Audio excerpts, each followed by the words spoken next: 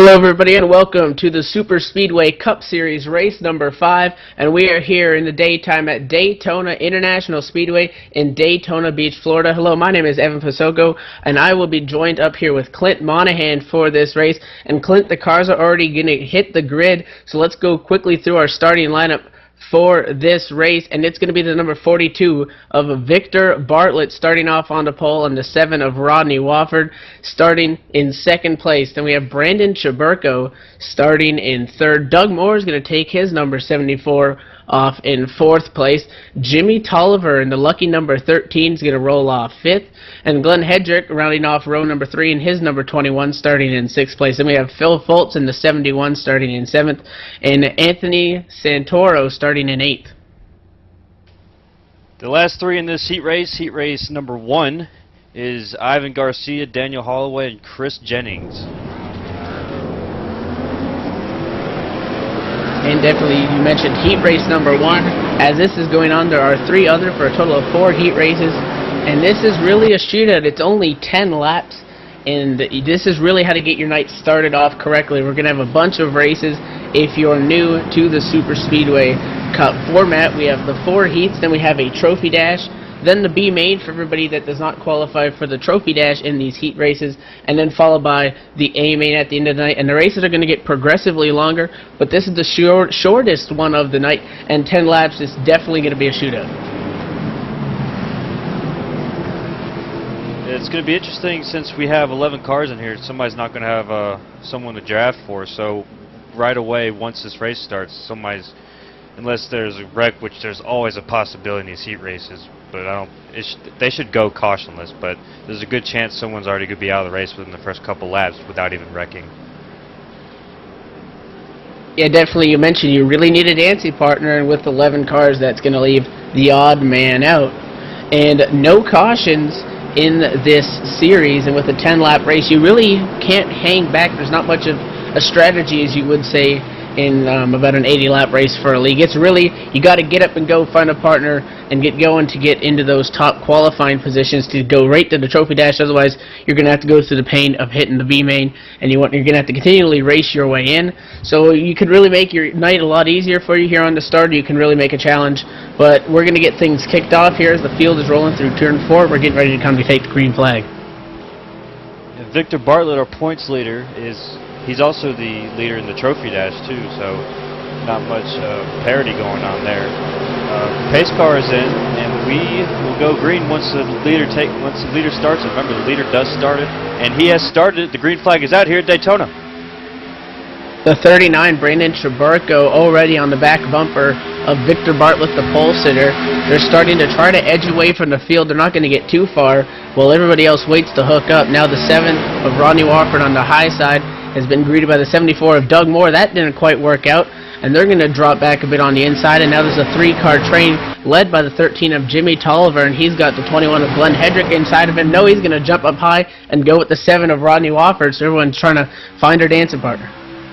That was an interesting little turn of events right there, but what that does, it leaves Phil Fultz, Mr. HD Radio himself. He's going to be drafting probably with Ivan Garcia, who's back there behind him in the 72, or unless he catches up to Jimmy Tolliver, which most likely will happen. Jimmy's all alone right now, looking for his dancing partner. It's not prom night, it's daytime, so they're having their formal right now. And right behind Ivan Garcia is Chris Jennings, who has got himself a partner in the number 26 of Daniel Holloway. And definitely, you just see the number 21 and the 7 pull down to the bottom there. There's 2 cars also kind of hanging up on the high side. That would be the number 74 of Doug Moore, pushed by the 00 of Anthony Santoro. And then there's 5 cars on the bottom, which is going to leave the odd man out. And it looks like Phil Fultz is trying to get hooked up with Jimmy Tolliver. And then right behind him, also the number 72, Ivan Garcia, is getting a shove from Chris Jennings. And that may leave our odd man out, being the number 26 of Daniel Holloway there in the back. We got 3 laps in the books here. Victor Bartlett's still your leader, being pushed by Brandon Chubirko. We're going to make our way back as they make their switch going to turn 2. Also making the switch is Glen Hedrick and Rodney Wofford. This would be a good time to catch up, but their switch is taking too long. They might not help them out, but looks like for them they were still able to get back together, even though They had a really long switch. They still somehow got back together before the leaders did. So we're going to have a new leader heading into turn 3. That's going to be Rodney Wofford. And it is so much more difficult to push on that high side as compared to the bottom. You see the 39-42 dropping back on the high side. And now here comes the 13, Jimmy Tolliver, with help from Phil Foltz. They're coming up on the bottom. Don't count them out. But it's going to be the number 7 of Rodney Wofford. He's going to lead this lap, being pushed by the 21 of Glen Hedrick. And that's already 3 laps in the book. We're now on lap 4. This race is starting to fade away. The drivers are really going to have to move. And now we're seeing 6 cars basically in contention. Another group's catching up, but you really want to get going at this point. Yeah, everyone who's got a partner is within a second of each other. And then Doug Moore, you could say he's the unlucky dog, or he's in the doghouse. He's all by himself back there on 11th, so things will not look good for him unless there is a caution or any other, not a caution, but any wrecks, really. And we're going to head back up front. You got Jimmy Tolliver and Chubirko making contact. Some little Doran action going on there. Not sure what was happening, but they're going to get it back together, and 13 is going to try to make his way back to 3rd. And not sure if there's an issue, but that number 71, Phil Foltz, just can't get back up to the number 13 car of Jimmy Tolliver to push. And when he gets on his bumper, the car really doesn't want to stick there. And the 13's hanging in there right now because the leaders just made a swap. But as soon as they get hooked back up together and start throwing away, the 13's going to drop back. So if he doesn't drop back really to pick up the 71, they could lose a lot of ground here as we're side by side for the lead. Yeah, we had a new leader for just a second there. Victor Bartlett made his way back up into the lead, but now Glen Hedrick will take it again, and they're going to be neck and neck, or really throat the leg if you're going by body parts as they go across the finish line. It's Glen Hedrick, then Victor Bartlett, and it looks like Bartlett and Chubirko have to make their switch. Got to make their switch, and there is a wreck in the back of the field. Looks like Ivan Garcia got turned around, but him and Doug Moore probably got together. He was being bump drafted by the number 88 car, and then right on the bottom it appears that the 26 of Daniel Holloway got loose and just came up and spun the 72. That collected the 00, and the 88 got a little bit of contact and he went into the wall. So the 00 driving around right now without a hood trying to salvage anything, and Chris Jennings, that has lost his drafting partner, so that's going to hurt him. And we do have a new leader. Again, that is Brandon Chubirko and his Quicken Loans, number 39. He's still with his drafting partner, Bartlett. About 4 car positions back now is Wofford and Hedrick. But they're single file. We're single file everywhere. There are many cars that do not have a drafting partners, like Chris Jennings, Doug Moore, Anthony Santoro. Looks like Garcia is making his way in the pits, and Daniel Holloway has retired from the race. So you've definitely got to do the B main now, and if you look up front, we have had a switch. Definitely the 42 and the 39 switching, and they're going to have to give up that lead until they can get hooked back up, which is going to put the number 7, again, Rodney Wofford, to the lead, still being pushed by Glen Hedrick. And it seems like the 42 and 39 are switching a lot more. Now you see the leaders make a switch, and it almost blocks the track. The 7, however, is actually going to make it in line behind the 21, so they should be able to hold on to that front position. So that was a fairly successful switch for their leaders, and they're going to remain one, too, as we work our way down the back straightaway and work into turn number 3. Heading into turn 3 with just a little over 2 laps to go. Glen Hedrick is still in the lead, but being pushed by his partner, Rodney Wofford. They already made their switch, and we're still looking for a switch coming between Victor Bartlett and Brandon Chubirko. They probably have one more switch to go before this race is over with, and I think Wofford and Hedrick might be good. We got 2 laps to go. And watch out, number 71, Phil Foltz, getting shoved by Jimmy Tolliver. They're all of a sudden in the picture, but they've been pushing for a while. The question is, will they going to make it to the finish line without that 13 blowing up? Because at this point, if you're going to have to make a switch, it's really going to hurt your speed. But the leaders should be okay. Now they're going to go 2 wide. It's Glen Hedrick in the lead, but the 42, Victor Bartlett, he's out there on the high side. Now the leaders looking maybe to make a switch. They're going to come up 21 in front of the 42. They might go 3 wide here. 42's thinking about it. 21 comes down too early, goes back up, puts the 42 in the wall.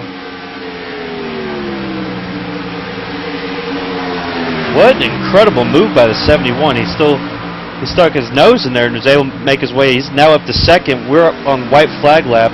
Our leader is still Rodney Wofford, is missing his partner, but he might have a new partner, Phil Fultz, because without that draft, Jimmy Tolliver does not have his draft partner, and his draft partner is up front. But that's really tough for our points leader, Victor Bartlett, who's now back to 5th. Well, now he's making a pass. He's going to be back to 4th once they get past Glen Hedrick. And that really looked like a switch just gone wrong. 21 tried to get down too early, but here we go off turn 4. It's the 7 with no help. That's Rodney Wofford. Can he stick it out? The 71, Phil Fultz with a shove on the high side from the 13 of Jimmy Tolliver. They're going to make their way around, and it's Phil Fultz going to victory lane here in the A main, and Jimmy Tolliver giving him the shove is going to finish in 2nd. Rodney Wofford will take home 3rd. Victor Bartlett finishing 4th in the grass, and Brandon Chubirko is going to roll his 39th across his number 39 rather across the line in 5th. Yeah, rounding out the last 6 positions, you got Glen Hedrick, Chris Jennings, Doug Moore, Anthony Santoro. Those 4 cars are the last ones on the lead lap, with Santoro finishing a little over 23 seconds off the leader. The last 2 cars, Ivan Garcia, Daniel Holloway. Garcia finished 1 lap down, and Daniel Holloway 5 laps down, retired. And definitely the 71, Phil Fultz, looked like he was out of the race essentially halfway through. Him and his partner, they didn't really get connected and they dropped back. But with the leaders making maybe a little bit more switching, they were able to get back up there. And then back to that incident, the 21 Glen Hedrick just tried to jump in line, and there wasn't really room, and that slowed down a bunch of race cars. And then on the back straightaway, it looked like almost the 71 was going to go with the 7 on the back straightaway. Then he dropped back to his partner, the number 13 originally, and that's how they ended up driving around the high side, and that's a good win for that team. You know, we had a couple incidents, which was, I still find it shocking that we have incidents like that in such a short time period. But, you know, that's hard racing. That's what you'll get from that. We do have, looks like we have Phil Fultz. We're about to give him an interview. Evan's going to be down with him in 1 second, looks to be. Definitely, he's going to do his burnouts, and then we're going to try to talk to some of our finishers in the race and try to get a little bit of inside information, because you mentioned we did have a rather abnormal high amount of incidents, and right now we're on the radio with the number 7, and that's Rodney Wofford. Rodney, how did that race go? You managed to come home 3rd. You almost got the win there, but you just lost your partner. Yeah, it was working good. We were running good, and it just, our switch didn't work right there, and I lost him, and I pulled it low and got pushed, and I tried to kind of whatever I could to get the win, but they got me, and I think I got 2nd or 3rd out of it, but it was a pretty good race until then. Yeah, definitely, and with this such a short race, only 10 laps at Daytona, no cautions, it's really a shootout style race. What kind of mentality do you have to bring into this race? Obviously, you got it done and you got a transfer position, but what kind of mindset does it take to do this kind of race? It's a mindset, go for it, be clean mindset. For me, it is. I mean, go all the way and be as clean as you can be. That is the number 7 of Rodney Wofford. He almost got things done here. He's going to take home a 3rd place finish. And I do believe Clint Monahan now is caught up with our winner, Phil Fultz. Phil Fultz, you only led 1 lap. You didn't even lead a lap. Yeah, it's the most important lap. You led less than a straightaway, but it was the most important straightaway. What did you think that this could possibly happen even with 4 to go? Oh, absolutely. I've won a couple of these heat races. I've won a couple of B mains. You just got to hang in there and never know what's going to happen. When you got a good partner and you hook up with a good guy like Jimmy, he had to remind me there on the backstretch, hey, don't leave me. So that's when I backed up a little bit, picked him up, and away we went. Now, take us through that last little, all the cars getting together with about 3 to go coming out of turn 4. What happened there? I guess they were trying to do a switch. I think maybe the 21 was trying to squeeze back in, but I had the lane. I had it down, had a nose on him, and he couldn't come down. So I don't know. I guess they just lost it there. Now I know you're going into this. You're going to be going into the Trophy Dash with a lot of confidence and the A main. Do you think you got what it takes to make it happen those 2 races? We'll see what we can do. We're still having some issues with the steering in our car, so we're still working on that. Hopefully we can get it a little smoother. We'll just hope for the best. All right, that is Phil Foltz. We are now joined by Brandon Chubirko and Victor Bartlett. They have a special message for us. You ready, Brandon? Yes, sir. All right. Happy birthday, dear Rod. Brandon, come on now. Happy birthday to Rod. Happy birthday to Rod. Yeah, I don't know the rest. Happy birthday let me get the guitar. to you. That was touching. I felt it in my heart and in my chest because I almost got a heart attack from that. That was brutal. I didn't know what was going on at first, guys. But happy birthday, Rod. You should have told me. I would have picked the guitar. Everyone here at ETV, along with our professional crew, they're dishing out the happy birthday wishes to Rod Flag, series admin here, and that was eventful.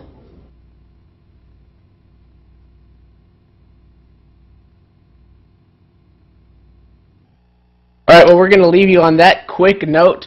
We're going to step away, take a quick commercial break, and we will see you back for some more Super Speedway Cup Series racing.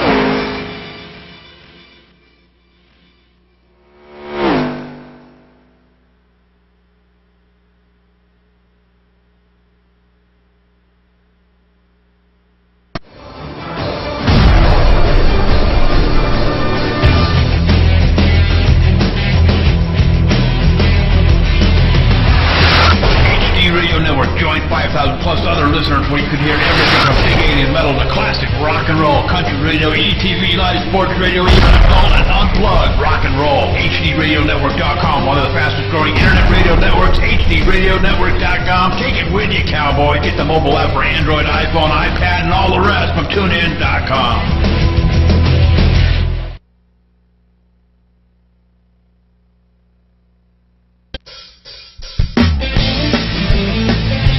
If you're a serious online racing enthusiast, you need Derek Spear Design, maker of high-quality, custom-built, and 50 caliber strong simulation racing products like button boxes, shifter pedals, component parts, and more. The advantage a championship sim racing driver needs. Rated 10 out of 10 by Inside Sim Racing TV. Check out his line of top-shelf sim racing products, reasonably priced at DerekSpearDesigns.com, and buckle in for a no-nonsense ride. DerekSpearDesigns.com today, cowboy.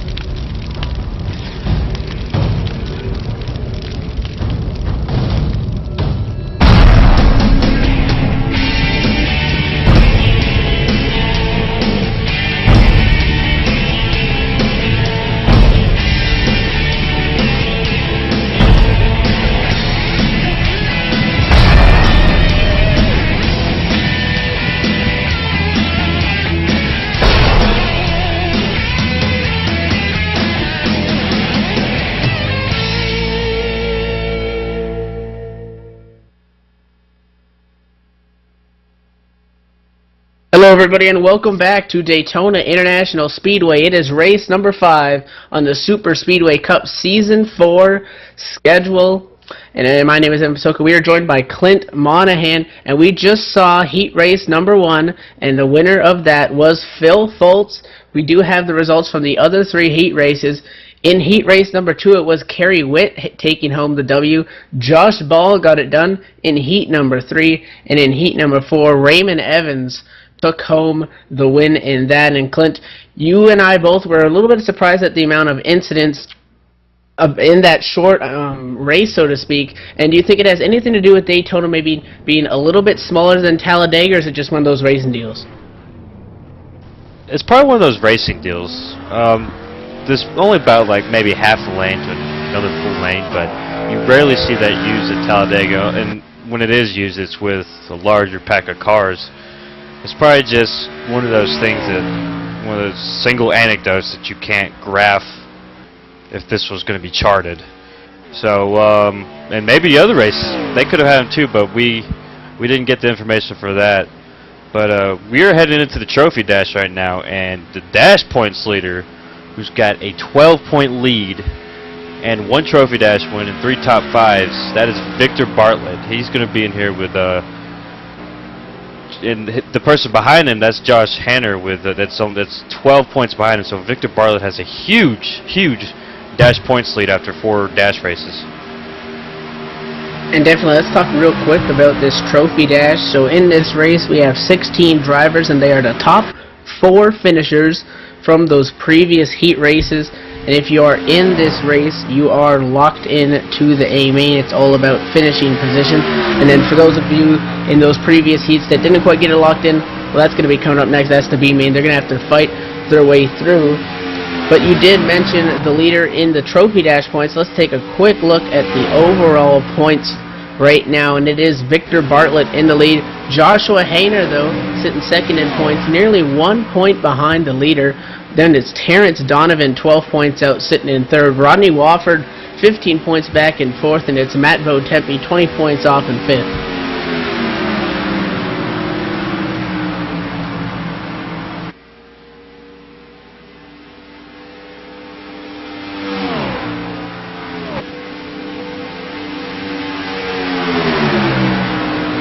Sixth through 10th, Dale Smalley, who's pretty consistent. He's up there in 6th, 4 points ahead of Donnie Giratano.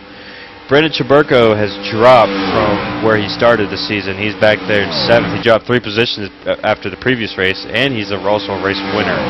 Right behind Chubirko is Hunter Bowles and Doug Moore.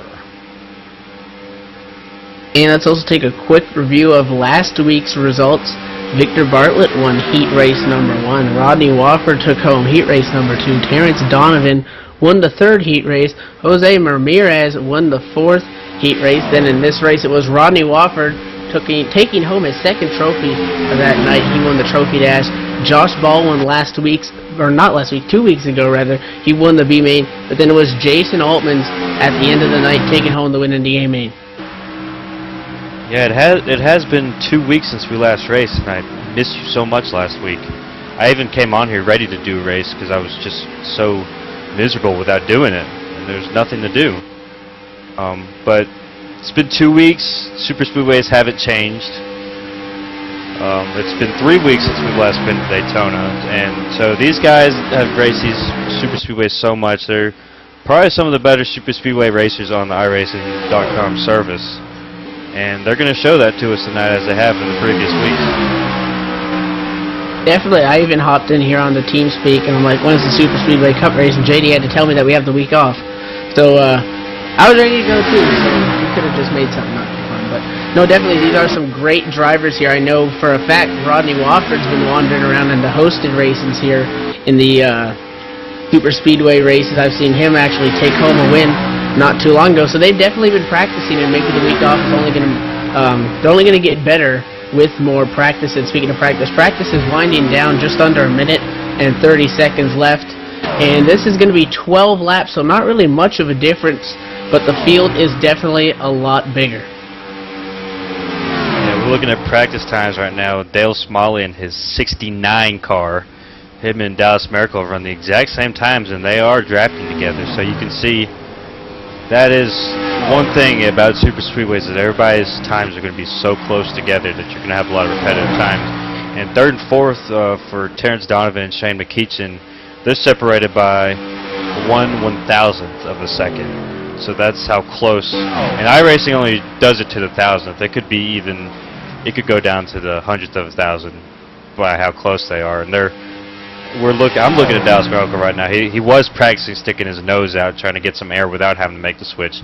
And they are practicing their switch right now. And you mentioned 100th and 1000th of a second. Well, we can pretty much see those finishes, guarantee at least one of them every week. I remember one week that we did a broadcast, every single race that we saw was merely a side-by-side finish. We didn't really quite see that, so to speak, last race, but these guys, they're going to make it close at the end, because once you get down to that white flag, you don't really have any teammates or friends out there. You're going to be driving for that checkered flag, and this race is all about qualifying position in the A main. So you can really help yourself out with a good time here. And we're about 2 seconds away. We're going to give you the starting grid.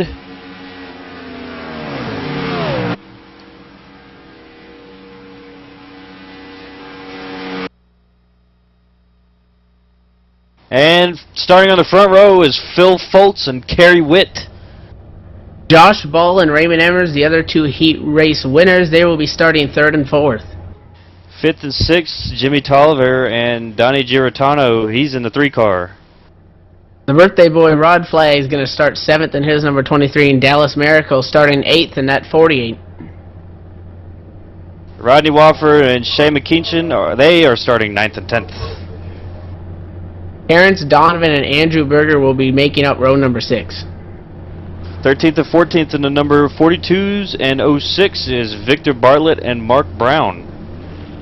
And then way in the back, but they definitely still have a shot, it's going to be the 69 of Dale Smalley and the 51 of Jason Altmans.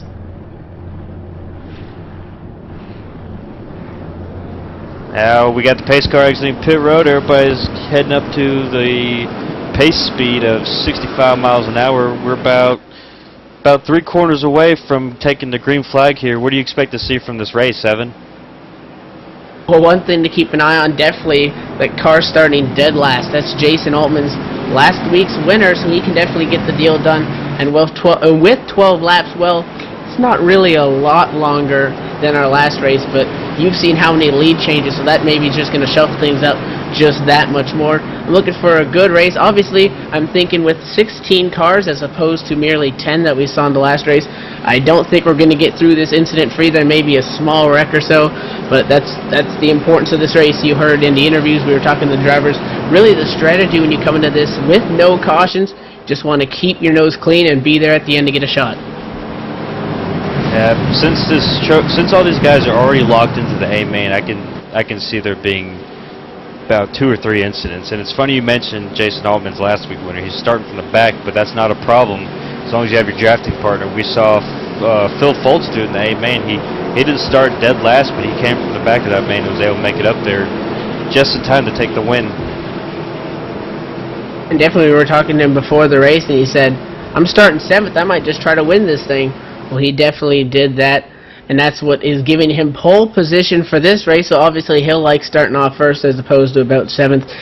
It's really going to make things maybe a little bit easier, but the lights on the pace car obviously off, only 1 lap of pacing here to do, and the field will be in the hands of the number 71, Phil Foltz, and Kerry Witt will be on the front row, and when the pace car pulls off, you don't really want to get a jump here as opposed to some of the other racetracks that we go to because you want to be pushed right away. Well, the pace car dives down the pit road. The field's going to bunch up. The green flag is out, and we are racing here. Trophy Dash at Daytona. We're on the start of lap 1 of 12. Nobody's changed so far. They're sticking to their lines. Jason Altman's, though, he's already starting to make his way up. He's outside of Dale Smalley, so he actually just started drifting back, so this is going to be pretty interesting. We are starting to get our partners, as you saw, 89 and 83 get together. They look like they're going to be their job partners. Everybody's picking their partners, so this looks like we're about to have the race is actually going to start, even though we're only on the back straightaway. And and the leaders obviously out to an advantage in that with being 71. Phil Foltz being pushed by the 15 of Josh Ball. Then you have the number 13, Jimmy Tolliver, sitting third right now. Well, the 23, Rod Flag's down to just going to reach his bumper. Let's get to create our second tandem, and also you mentioned the 89 of Gary Witt and the 83 Raymond Evans. Well, that 83 is still wiggling on that back bumper. The 89, he can't stick it there, and they are dropping back fast as now they are also going to be passed by the 7 of Rodney Wofford and the 73 of Terence Donovan. So the 89 and 83 dropping back on the high side. Our leaders still Phil Foltz, as you see Josh Ball and Tolliver make contact. Jimmy Tolliver is going to be our new leader. We are 3 wide headed into turn 3.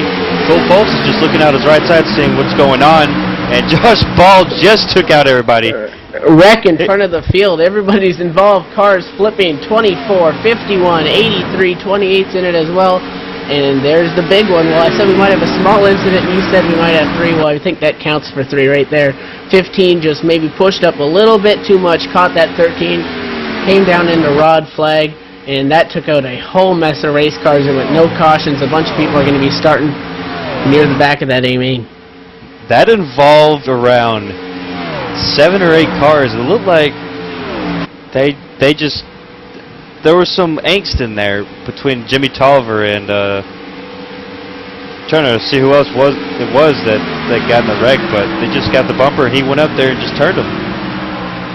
Now back up front, the leader Phil Foltz has lost his drafting partner, so the 73 of Terence Donovan, being bump drafted by the 48 of Dallas Miracle, have just passed him for the lead. And no one's really looking to be able to pick up Phil Foltz anytime soon. I mean, the car sitting in 4th is 2 seconds back. That's that's Dale Smalley, rather. And he may have gotten some small contact, so his car may not be at 100%. So that may be a tough break for the 7 of Phil Foltz. He has no chance of keeping up with those leaders in the 2-car tandem. Now, I'm looking back at this wreck, and it started. They didn't really start coming out of turn 2, but out of turn 2, Jimmy Tolliver was trying to make his way around Josh Ball, and Ball went for the block, and they got together. And they come to turn 3 as they're 3 wide. Looked as Jimmy Tolliver just tried to start his turn, and Josh Ball just got into him, and that's what started the chain reaction, involving it looks like 9 or 10 cars. Now, looking back at the caution, at the wreck, of course, the 13 did lose everything on the rear end. You can see the gas tank. Yeah, tough break. These guys are feeling a little bit better about it, considering it wasn't in a heat race or the B main, but definitely you want to be able to get the best starting position possible, because this does represent the top 16 starting spots in that A main, which is what everybody's shooting for. So they're still going to be there. They're still going to get a shot, but when you're starting deep in that big pack of cars, you're going to make things a lot harder for yourself. And Terence Donovan, Dallas Miracle, continued to pull away from Philip Foltz there in that number 71. Again, he has no drafting partner. He may try to hook up with the 42, a lap car, but we'll see how this thing shakes out. But he is far behind now, almost 3 seconds.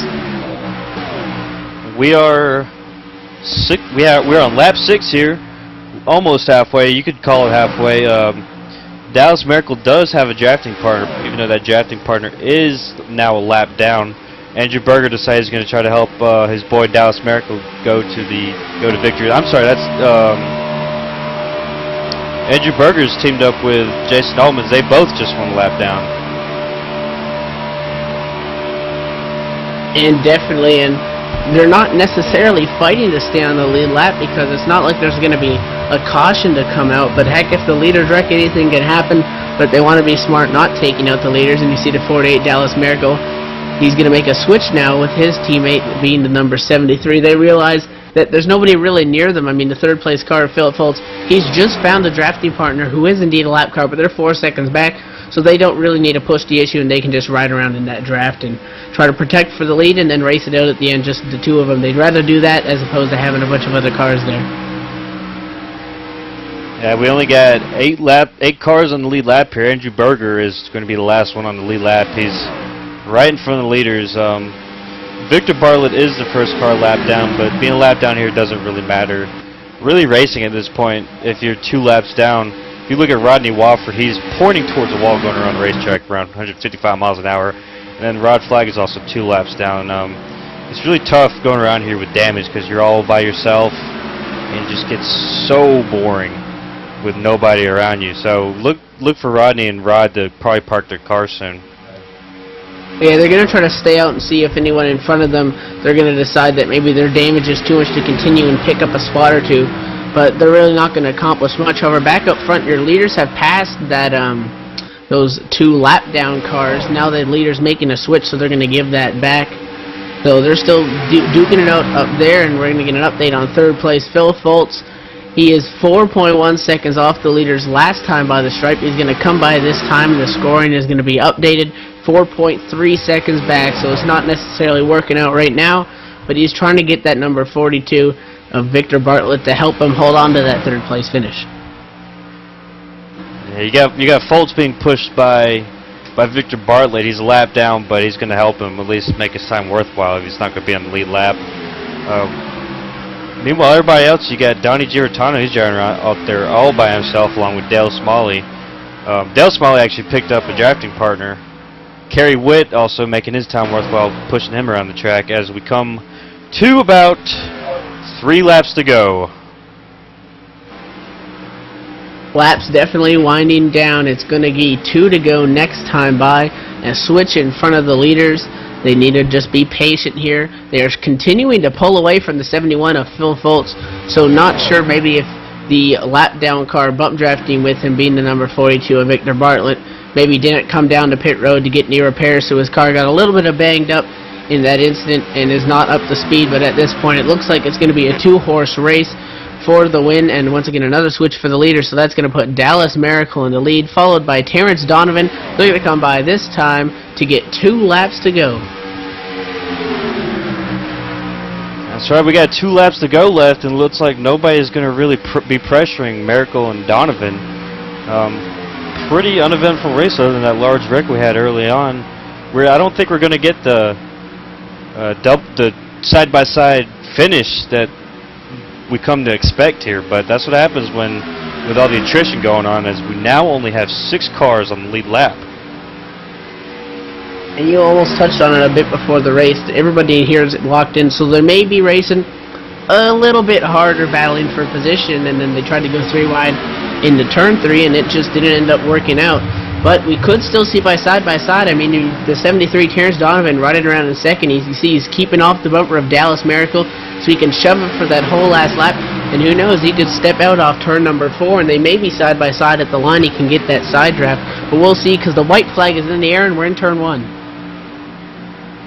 Dallas Miracle still with the lead. That's not going to change, as their only competition is now over 5 seconds behind. Looks like they're going to race each other. Look for Terence Donovan and Dallas Miracle to duke it out coming across the finish line. We're heading into turn 3 on the final lap of the Trophy Dash. Let's see if the 73 does anything. There he goes. He steps outside on the 48. Dallas Miracle has to protect that inside. The 73 is going to get the run off turn number 4. Advantage to the 73. It looks like he's going to be able to hold it off. 48 fighting back on the inside, and it will be the 73. Terence Donovan taking home the victory. He pulled out there off turn number 4, and he easily passed the 48 Dallas Miracle to take the win. So they're going to make up your front row for the A main. Then Phil Foltz is going to get that shove from that lap car. He's going to manage to hang on to 3rd place. Dale Smalley is going to get 4th. Actually, he just now crossed the line, 18 seconds behind the leader. And Mark Brown, rounding off the top 5, is hoping to come by. He's going to just now enter the travel, so he's going to secure top 5. Yeah, Donnie Giratano, he's going to finish as the last car in the lead lap. He just went across the start-finish line. Everybody else is at least a lap down. The only 2 cars with multiple laps down. Rod Flagg finishing 15th, minus 2 laps down, and Rodney Wofford, his poor soul, he finished dead last, 16th, 3 laps down. That was definitely a rough race for several drivers.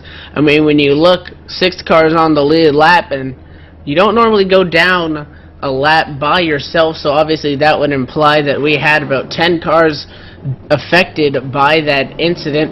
Well, I am now on the radio with your 3rd place finisher, and that would be the number 71 car of Phil Foltz. Phil, you managed to get the win in your heat race. Couldn't quite get it done as you lost your drafting partner. How did that race shake out for you? Well, you know, it just, you know, when all hell broke out, I was like, I was a sitting duck. I was on my own. I'm just happy to hang on to third. Appreciate Victor for his help coming back out there laps down and helping me keep the momentum up. That definitely helped you secure that third place finish, and you will be starting third in the A main. We've seen you win from back around 7th place. There's going to be a lot more cars in the A main. What's your strategy going to be going into that race? Obviously, as it's going to be the longest one of the night. Probably just keep it clean, try and stay low out of the way, and not get passed by too many cars. And maybe it shakes out in the end. You never know, you might win. Definitely the strategy is you want to be there at the end. And now Clint Monahan is with Dallas Miracle. Dallas, you ran a great race, even avoiding that caution. Did you think you'd get passed by your drafting partner for the win?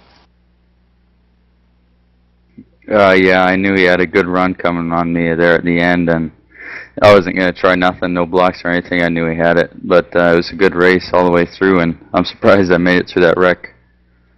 Now, when you went through that wreck, what did you see from your car? I didn't see much of anything. I just tried to avoid it any way possible. I'm surprised I made it at all. Now, is there anything you would do different in the upcoming A main anything different in the A main that you've done in this race? I'd just like to keep it up front and keep my car cool. And hopefully I'll be there for a shot at the end. All right, thanks, Dallas. That is our second place finisher, Dallas Miracle. And now here with the leaders, number 73, Terence Donovan. And Terence, you started this race back in the 11th spot. You took home the victory. And after that wreck shook out, it was really you were the only one really with a drafting partner on the lead lap. What did you see? I saw Dallas back there, and I knew that I was going to have a good result because the guy in front didn't have a partner, and weren't that many people behind us. So, yeah, I knew it would be a pretty good finish. Definitely, it was just you two try to keep it clean and duke it out at the end, and you stepped out there in turn 4. You managed to take home the win by 0.03 of a second. What's your strategy starting on the front row for the A main? Hopefully stay up towards the front and not get involved in any wrecks. I got kind of lucky back in that race because I was behind Dallas with a few laps to go, so I could just keep it cool and pass. So if that happens again, I won't complain, but it's if Dallas is in the front, I'll push him to the win because it was a pretty good race. Well, that is the number 73, Terence Donovan. He's going to win the Trophy Dash. We'll see him in the A main. It's time to go to the B main, but not before a quick commercial break. Stay tuned. We'll be right back.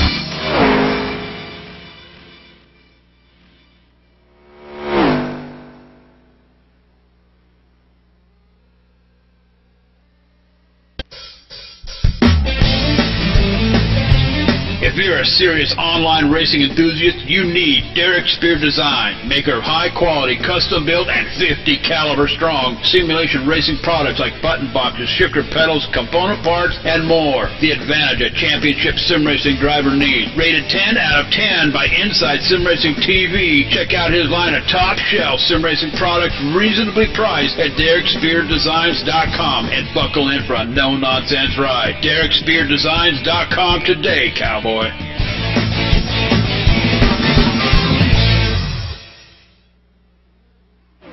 welcome back, everybody, to ETV Live's coverage of the Super Speedway Cup Series, and it's time for the B main. So this is going to be a roll knuckle brawl to see who can get into that A main, because you got to race your way in at this point. And we have a bunch of hungry hounds here ready to go racing. Clint, what are we expecting to see here? This is the biggest field we've seen all night, and it's going to be 15 laps of pretty much chaos.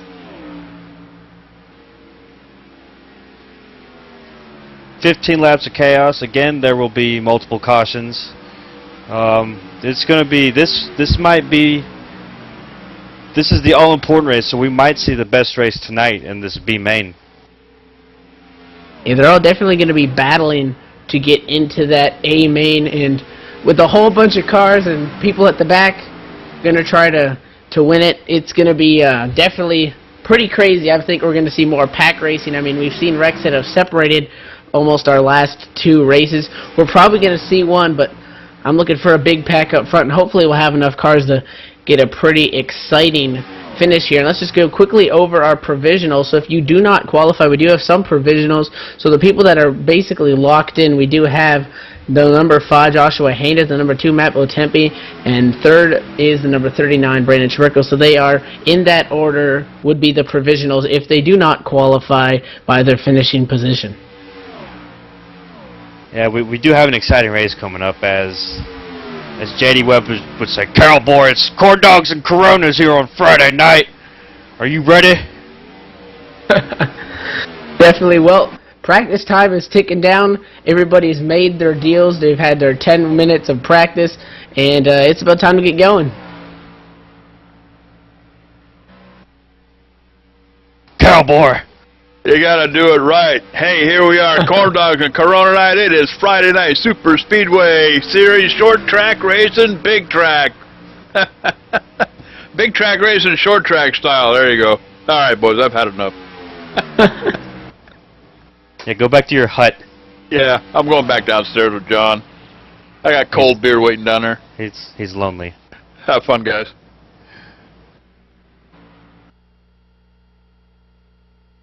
Well, now we've heard our proper introduction to the night, and it's time to go racing. And let's go over our grid. Starting on the pole will be the number 39 of Brandon Chubirko, and Joshua Haynes is going to be on his right-hand side starting second. Row 2's got Scott Fenstermach in the number 27 car, and to his outside is James Fenn. Row number 3, starting fifth, the number 21 of Glen Hedrick, and Jose Ramirez starting in sixth. Right behind Glenn and Josue is Garey Tarvin and Curtis Bass. 39th, Frank Busilia the third, and Chris Jennings in the number 88 is going to roll off 10th. 11th and 12th is Kevin Mahoney Jr., and to his outside is Tyler Sifford. Doug Moore is going to take his number 74 off the grid in that lucky number 13 position, and it's going to be Dana Osborne starting 14th. Right behind them, Larry Kemp and Kevin Kelly. James Hudson starting 17th, and it'll be David Saunders 18th. Number 30 starting 18th, starting 19th, number 00 is Anthony Santoro, and to his outside is the number 20 of Matt Bontempi. Ivan Garcia is going to roll off 21st, and Daniel Holloway starting 22nd. And bringing up the rear on the last row is Chance D. Manning, and to his outside is Stephen Meyer. Well, the cars have rolled onto the track. The pace car lights obviously off. We're going to have one lap of pace laps, and then we're going to get ready to see these guys go at it. 15 laps, obviously, longest one so far of the night. Still a pretty short racing with nearly 24 cars to be exact. It's going to get pretty close, and I don't think some of these guys aren't going to make it out without a scratch. But this may be the craziest night we see all night, because you're going to have to race your way in to the A main. And the only two cars that are definitely locked in tonight is Josh Hanner and Matt Bontempi. So they're racing without really a penalty. There is no repercussions for the moves they make in this race, because they will be in the A main. But they could help some other people out. I mean, if they finish in a qualifying position by their position at the end of the race, and some other drivers don't, then you have Chubirko sitting as the 3rd provisional, then there's Doug Moore sitting as the 4th, Jose Ramirez 5th, and Stephen Meyer in the 6th. So things can really be shook out here in this race, and you can almost help some other people out. But we're about getting ready to go. It's going to get crazy here at Daytona. The field works their way through and down turn number 4, and we're going to get ready for some pretty crazy racing here. It is Brandon Chubirko and Joshua Hayner on the front row, and they're going to get the control of the field here in just a minute. But that Ford First Racing Mustang pace car must make that left-hand dive to pit road. He does. The field's going to bunch up, and green flag is out. Brandon Chubirko will have the lead, but here comes Scott Fenstermach right on his rear end, and Chubirko will go to the high line to draft with Hanner. Fenstermach is down low, right down there with Glen Hedrick. Glen Hedrick trying to get to his bumper, giving him a push. The 5, Joshua Hayner, all over the back bumper, the 39 of Chubirko. Now they're going to lose a little bit of speed, and here comes the 27 and the 21 on the bottom, 78 and 75 of James Fenn and Jose Ramirez rather on the high side. They've already been hooked up, so we got 3 tandems up front. Give the advantage to the 39 as we enter turn 3. The advantage is to the 39 entering turn 3, but Fenstermach is on the inside line, and that could be the preferred line depending on who it is racing. They will be neck and neck coming to the line. It'll still be Brandon Chubirko going across the finish line first, but Scott Fenstermach will take the lead, I predict, coming out of turn 2. That high line really stalls out on the entrance of the corner. They make up a little bit on the exit because they're going to come down nearly a 3-story tall drop and get some speed on the backstretch. You see them go down. Now 27 had the lead off the corner. Well, now the 39 is going to have the lead as they go up, and that's what really makes these last laps interesting, is just which preferred lines get what kind of speed. 27 now, however, he's pulled a little bit away from his drafting partner of Glen Hedrick, which may give the advantage to the 39 and the 5, and they may clear him now, and it's going to be 39 and 5, 1-2 across the stripe. Yeah, that was a pretty big battle we had going on. It looked to be the only way this was going to give is when these cars have to switch in the next couple laps. I'm going to make my way back towards the back of the field. We do have a battle for the 10th position, as Dana Osborne is all by himself underneath waiting for his partner, and if it's not, it is now his partner Larry Camp to catch up, but that's not going to happen as you see the 88 and the 19 make their way around. That is for the 10th position. All 24 cars within 3 seconds of each other. That's about the distance we saw from second to third last race. Things still tight here, but it's still early on. And now look back up front, the 27, now Scott Fenstermach. He's going to go to the lead as the 5, and the 39 make a switch. They'll give him his first lead lap, and Glen Hedrick's going to assume second place. The 5 and the 39 can't really complete their switch right now. Brandon Chubirko's going to have to get clear now. He's going to pop up, which is going to open the door for the 17 car of Garey Tarvin and the 76 of Frank Busilia III on the bottom, and they're going to be side by side down the backstretch. Scott Fenstermach was the leader of that last lap, and Chubirko and both Hanner still drifting back a little bit as you see Garey Tarvin and his partner, the number 76 of Frank Busilia III. They're going to make their way up as the second team of cars to be in this pack. And as I say that, Chubirko and Hanner are making their way back up to the front. They're up with the 21 of Glen Hedrick, and they're still going to the front. Definitely, they got a huge run. Not sure if, I haven't really seen the cars on the bottom. You see maybe right there, 21 Glen Hedrick, a little bit squirrely on the bumper. That may be the deciding factor. Now the 5, however, getting a little bit hot, has to drop off the bumper, but they came flying up that outside there in the tri-oval. 5 almost looks like he's going to drop in line. 39 left alone. They may be trying to make a switch. The 5 should look to clear him and then pop back up. So they're getting hot really quick. that is an interesting way to make a switch if that's what's happening, and that is what's happening. Hanner will drop back in front of Chubirko, and they will team back up after they make their switch. And as you see, Garey Tarvin and the 76 are now going to proceed to go by him again, but those two still have to switch, along with Fenstermach and his partner of Glen Hedrick. Ivan Garcia in 24th position, last car on the racetrack, number 72. He has no partner, and he has dropped to about 6 seconds off the leader. So he is the only one really that has been left by the field. But back up front now, Joshua Hayner just made the switch. Now 39's pushing him. They have the lead into the corner. 27 may get a little bit of a run here as they enter the corner. But it looks like that the 5 and the 39 should clear them out the corner because the 27-21 just can't stay connected on that bottom line. As we head to the start of lap 7, our leader is once again Josh Hanner being pushed by Brandon Chubirko as Fenstermach and both Hedrick fall back. They need to probably make their switch soon. It looks like Hedrick is just backing off to save some air, but as we just heard over the radio that next time that they switch, they will switch, and they did just switch. So look for the 21 and the 27 to make their switch going into 3.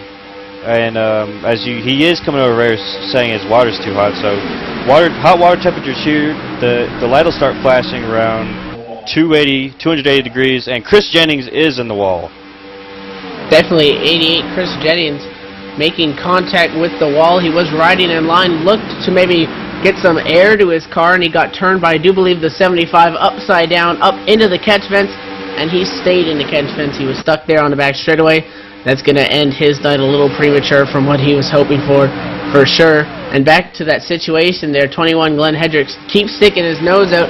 He wants to get that engine cooled down, get some air to it, but he doesn't want to switch until the leaders do, so he's trying to hang on until then. Yeah, he could blow up because they'll get hot really quick, and they did say they were going to switch when the leaders switch, and they're with a really late switch. This is not a good idea, as both Tarvin and Basilia are like sharks smelling blood. They're going to try to make their way past him before they even get hooked up again. And they have made that switch now. They just need to get hooked back up and get going. And we're pretty much single file all the way back until around 12th position. James Hudson in that 53 car is side by side making a switch with his partner. That is the 20 car of Matt Bontempi. They were trying to make something work on the high side. They had to pull back in line to cool off their engines and make that switch. So that was the only side-by-side battle. Now, however, check out the 8. Dana Osborne, 13th last time by the stripe. He's getting a push from the 00 of Anthony Santoro. They're trying to make something work on the high side and try to move forward. We got 6 laps to go here as we cross the front finish line. Hayner is still your leader with Chubirko behind him. We got some more switches going on. Tarvin and Basilia are making their switch. Along with the leaders of Hayner and Chubirko, look for Hedrick and Fenstermach to make their switch. I'm looking back now. Jose Ramirez was involved with that wreck with Chris Jennings when Jennings came up, and his car gets sent all the way into the infield, right to the inside wall, turn 3, stuck on the grass. He had to get a tow truck, and he's back out on the track 1 lap down. He is the last car running as Chris Jennings has retired.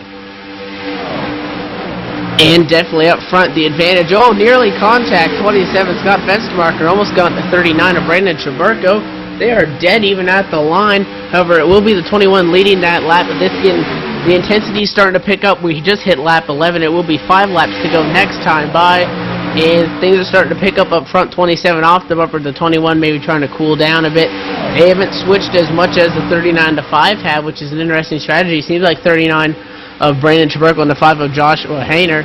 They may be switching maybe a little bit more than the other drivers so that their engines are cooler at the end, so it'll be interesting to see how this plays out. But they're going to now assume the lead as the 21-27 drop back, which opens up the door as they're going to make a switch for the 76 car. Frank Musilia coming on the bottom with his partner, and that brings a whole train of cars there coming on the bottom. Yeah, that was a botched switch for Hedrick and Fenstermach. You heard Hedrick come over the radio. He was pretty disappointed with how that went. They still haven't been able to really switch, but taking full advantage of that was Frank Musilia and Garey Tarvin. And definitely, we do have a wreck on the racetrack. 33, Larry Camp involved. and this actually happened up in front of him. He was just an innocent victim. The 8 Dana Osborne in the initial incident as they were coming by the start-finish line. Not too sure the cause. He just looks like he may have come... No, the 00 car, Anthony Santoro, came up the racetrack a bit, put him in the wall, and he tried to come back down to 20. Matt Bontempi right there, spun the 8 in front of the field, and that collected about 6 or 7 race cars. So that's going to take in a bunch of people running just outside of the top 10. Yeah, that also got James Hudson. He wasn't running too well in the 16 car, but that might end his day. Also got Kevin Mahoney too, also involved with that, along with Larry Camp. And other people also got bits and pieces of that barely survived it, but that is a tough break for those drivers who were involved in that wreck. Well, another tough break is the 21 and 27 of Glen Hedrick and Scott Fenstermach. They got freight trained on that high side. They are currently sitting in the 9th and 8th positions. They're getting back on each other's bumper, trying to get back up around some cars that aren't necessarily hooked up, riding in line. However, it is Brandon Chubirko leading, being pushed by the 5 Joshua Hayner, and Frank Busili and Garey Tarvin. They're not pushing, so they're going to start to lose time, and they're going to come by to get the white flag next time by. So if you want to go, it's go time. It is go time as we are on the backstretch here with little less than 2 laps to go, about a lap and a half to go. It doesn't look like we're going to have a different winner. The winner will probably be Josh Hayner after they make the switch, unless Busili and Tarvin do not have to make a switch. They are catching them up quickly as we're heading out of turn 4, but they might not have enough time to make the pass as we do grab the white flag this time by. You're going to have to hope and push it to the end, because a switch now is not really going to work out too well. And you still see 76 and 17, they're not pushing. They really don't have much of a shot. They're going to hang out in line because, heck, these leaders could wreck each other. 39 is probably going to try to step out for the win, and we're going to hit the backstretch on the last lap. Making their way back is Fenstermach. He's pushing Glen Hedrick. They will make their way back to, looks like they're going to battle for 3rd and 4th, hopefully coming out of turn 4 for their sake, with both James Fenn and Tyler Sifford. But still leading the pack is Josh Hayner being pushed by Chubirko. Chubirko looks outside. He's going to get to his side, but that will not be enough as Josh Hayner will take the lead. Chubirko 2nd, and Frank Basilia the 3rd, finishes 3rd. Some of them wrecking across the line. A great finish. Joshua Hayner taking the win over Brandon Chubirko by nearly 0.03 of a second, or 30 thousandths of a second, and we saw him step out. He just couldn't really get it done. Frank Busilia comes home 3rd. How about Glen Hedrick? He managed to recover for a 6th place finish, so that's going to wrap up the B main. The top 8 drivers of this race do advance into the A main, so that would be Joshua Hayner, Brandon Chubirko, Frank Busilia, Garey Tarvin, James Fenn, Glen Hedrick, Tyler Sifford, and Scott Fenstermach. And then, of course, we do have 2 provisionals, so that is still be determined, but that's going to be your finishing order. And it was an exciting race. We only had really 2 incidents, and the second one was a pretty big incident involving those cars. But now you're going to see in the A main, it's going to be a little more laid-back racing until about the last 2 laps. But we are pulling up on the radio the top 3, and Evan is with 3rd place. We've actually caught up with the number 39, I do believe, Brandon Chubirko on the radio. And Brandon, you tried to step out there to get that W there at the end, just not enough time really to get it done. How was that finish for you, obviously racing with your partner there at the end? Yeah, I was just focusing on making it into the A main. Josh had the provisional there, and luckily he was able to win the race, and worked out well for both of us, and hopefully we can have a solid finish in the A main. Well, definitely. Well, you have now made it into the A main, and that's a 30-lap race. That's doubling the length of this race, and not quite, but almost doubling the amount of cars. So what kind of strategy do you have going into that race, starting near the back of the field? I mean, I find it extremely difficult to pass here at Daytona with this season, and I mean, I'm just probably going to ride it out until about the last 10 laps and try and go from there. Well, definitely it is the number 39, Brandon Chubirko. Keep an eye out for him. He knows his way around these super speedways. He is qualified for the A main, and now I do believe Clint Monahan has caught up with Frank Busilia. Yeah, Frank Busilia finished third. Frank, I had to take you away from your mini tacos and Slurpees, but how was your race for you? It went pretty well, I guess. I hate being in these B mains. It always makes me a little nervous, but yeah, just kept it in line, stayed patient, and as long as I was in the top 8, I could finish 8th. I don't care as long as I make it. Now, is your strategy going to differ in the next race from this race? I mean, it's 30 laps, but you never know what's going to happen when the big junk will strike. So, I don't know. We'll just have to see how it plays out lap by lap. And you plan on working with the same teammate that you had in this race, or are you you might mix it up for us, or do you not want to give away your strategy? There's no strategy. I just started behind Garey Tarvin. He's a great guy and been in this league a while, so I was really cool to help him get into an A main. He hasn't made one yet this season, so but we'll just have to play it out and see where we end up. Each lap, and wherever the fast line is, that's where I'll be. Frank, thank you so much for joining us. That was our third place finisher, Frank Busilia III. Thank you, guys. And I'm now caught up with your race winner, Joshua Hayner, and you've now qualified for the A main by taking home the B main victory. You're sitting second in the points, 1 point off, and it looks like you and your partner were the dominant cars of the night. Walk us through your race. Well, me and Brandon were both a little nervous being in the B main. We hadn't been in that situation this season, but we just felt like if we could get hooked up, we'd have a decent shot at kind of getting away and staying out front. And that's where you got to be in these races. If you're out front, you're kind of away from anywhere that a wreck could happen. So that was our strategy coming in here, and it worked out. So we'll take it, and hopefully we can have a good run in the A main. Definitely, you started second, and you're pretty much up front all night. However, for that A main, you'll be starting somewhere around 17th position, and that's pretty much where the chaos goes. What's the strategy for that race? Just try to get up front as soon as possible, or are you going to ride around for a bit? We're going to try, but it's kind of like Brandon said, it's really tough to pass here at Daytona. So we're going to try and get up there, but if we can't, we'll just keep our eyes open and watch out for the wreck. Hope we get through it. And definitely any shout-outs you want to throw out there real quick? I would say hey to all my friends and family watching. I thank Brandon and Victor and Jason for working with me all the time, and thank you guys for putting the broadcast on. That is number 5 of Joshua Hayner. He's going to take home the victory. Keep an eye out for him in that A main. But now Clint Monahan has caught up with our final transfer position.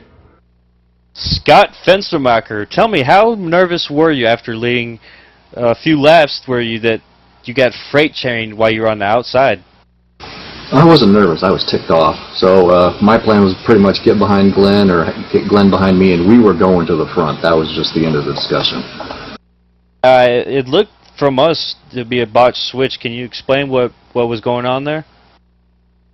It was my fault.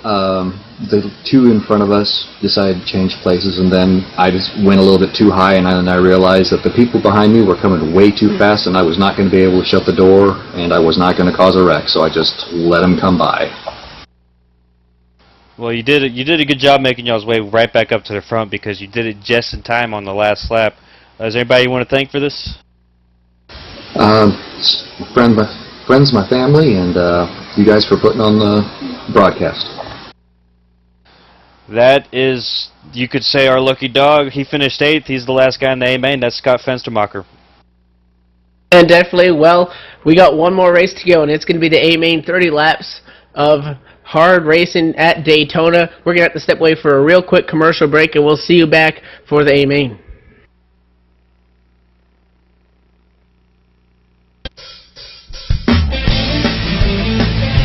If you're a serious online racing enthusiast, you need Derek Spear Design, maker of high-quality, custom-built, and 50 caliber strong simulation racing products like button boxes, shifter pedals, component parts, and more. The advantage a championship sim racing driver needs. Rated 10 out of 10 by Inside Sim Racing TV. Check out his line of top-shelf sim racing products, reasonably priced, at DerekSpearDesigns.com, and buckle in for a no-nonsense ride. DerekSpearDesigns.com today, cowboy.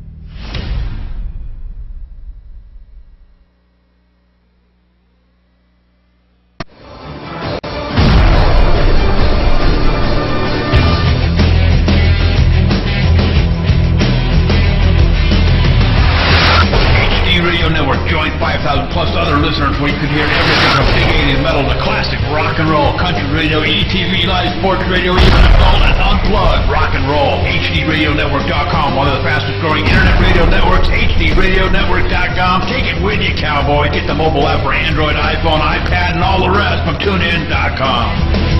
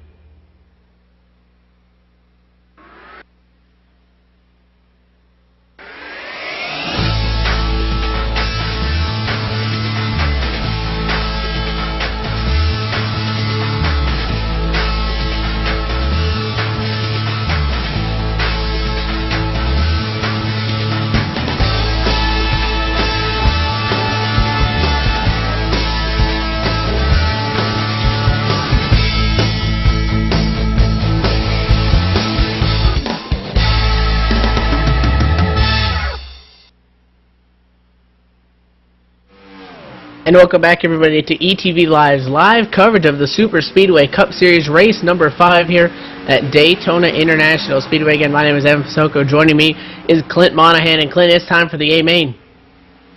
Yeah, it's time for the barn burner, and we got a real good one going on tonight. We had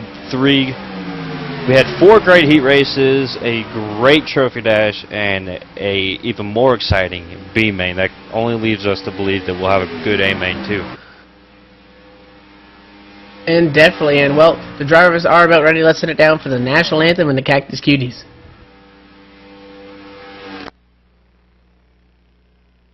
Oh, say, can you see by the dawn's early light what so proudly we hailed at the twilight's last gleaming?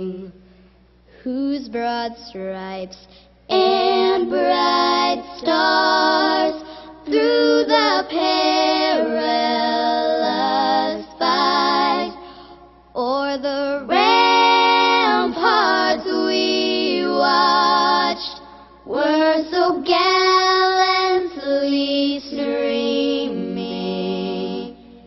and the rockets' red glare, the bombs bursting in air, gave proof through the night that our flag was still there.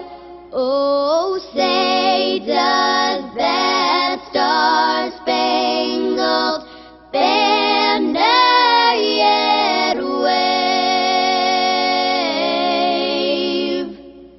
o'er the land of the free and the home of the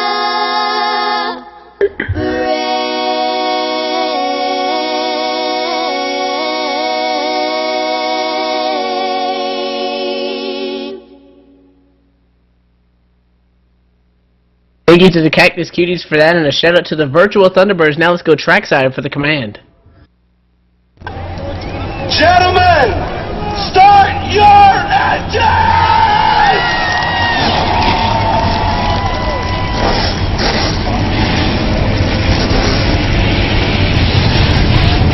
Sitting on the pole for this race will be the number 73 Ford of Terence Donovan, and outside pole number 48 Dallas Miracle. Third place is Mr. HD Radio Network himself, Philip Foltz, with Dale Smalley starting to his outside in the number 69. Row 3, number 06, Mark Brown, and number 3, Donnie Giratano starting 6th. 7th and 8th, Jason Altmans and Andrew Berger. Victor Bartlett's going to roll off 9th, and Carrie A. Witt 10th. Starting 11th, Josh Ball, and to his outside the number 13. Starting 12th, Jimmy Tolliver. Dane McKeach is going to take his number 28 off lucky number 13, and starting 14th is the 83 of Raymond Emmons. And the row behind them is Rod Flagg and Rodney Wofford to his outside. Joshua Hayner, we just saw him go to Victory Lane East starting 17th, and Brandon Chubirko 18th. 19th and 20th is Frank Basilia III and Garey Tarvin. James Spence is going to roll off 21st, and Glen Hedrick starting 22nd. 23rd and 05 is Tyler Sifford, and to his outside in the number 27 Chevy, Scott Fenstermach. Rounding off the final row, 25th and 26th is the number 20 of Matt Montempi and Doug Moore, and that will round out this 26-car field, and it's going to be a big field. Hopefully we don't see a big one. We've already seen one tonight with this many cars on the track. You mentioned 30 laps. The driver's going to be a little bit more patient at the beginning, not much of a sense of urgency. But once we get past the halfway point, things are going to get pretty crazy. Well, the field has worked their way off turn number 4. Terence Donovan, Dallas Miracle will be the front row. The Ford First Racing Mustang pace car getting ready to take that dive. There he goes. Field in the hands of the 73. The green flag is out, and we're racing at Daytona. Amen. Green flag is out here at sunny Daytona. Our leader is Terence Donovan. Dallas Miracle to his outside. Phil Foles right on the back end of Terence Donovan. They're going to team up and draft. And Dallas Miracle and both Dale Smalley are going to partner up. It's not prom night, but it is dance day, and that's where we are. That's what we're doing here at Daytona. 73, Terence Donovan leaves the 71 of Phil Foles on the bottom to hook up with the 48 of Dallas Miracle. Now the 06 is going to get up to the 71, and things stack up on the bottom. But the 73 and the 48 have broken away from the pack just a little bit.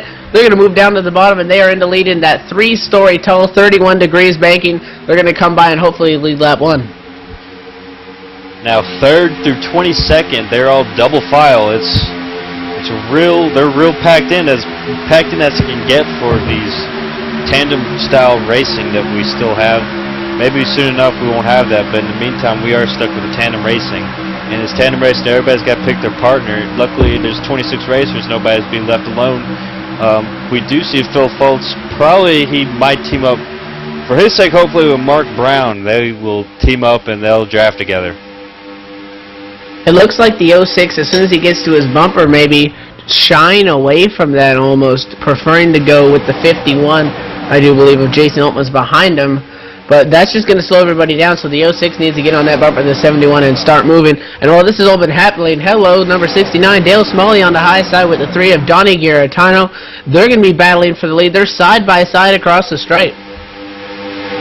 Yeah, it's a good place for 69 up there in first. He's showing why he's, you know, one of the ones to be contended with here, as it looks like him and Garetano are trying to make a switch. That or Garetano left them all alone, and Garetano's going to slide right back up in front of Smalley. That's a good switch right there when you have people underneath you. But with that switch, Phil Fultz will pull up under them, but he still does not have Mark Brown in that 06 SS Impala pushing him yet. Big run to number 15, Josh Ball getting a shove from the 28, Shane McEachin right behind Dale Smalley. They have now stalled out because you really can't go anywhere when there's cars slower in front of you. 51 checks up on the bottom, causing the 42 to nearly spin him there. Things are starting to get a little bit too close for some of these drivers that they would prefer here up at the front of the pack. And here comes the black 3. That's Donnie Garetano.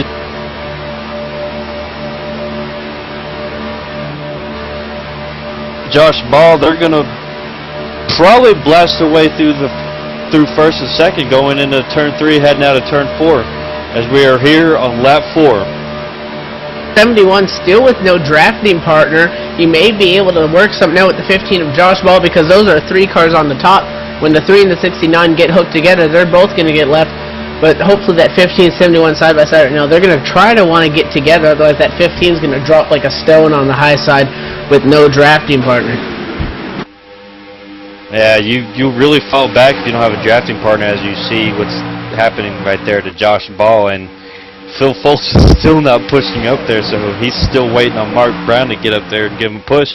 That is just, you know, catching whatever air he can catch from those 2 cars, even though they are hitting max speed from their draft, which is why Phil Fultz cannot get up there and draft with him and be right on his bumper. They are still double file coming out of turn 4. We'd still have 26 laps to go.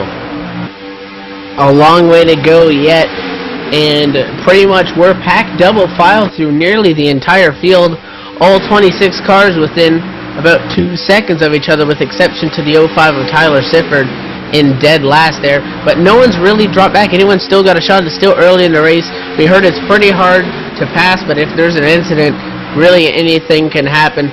Bottom line we're hearing is checking up. They're bouncing and beating off each other's bumpers, so it's getting pretty close there on the bottom.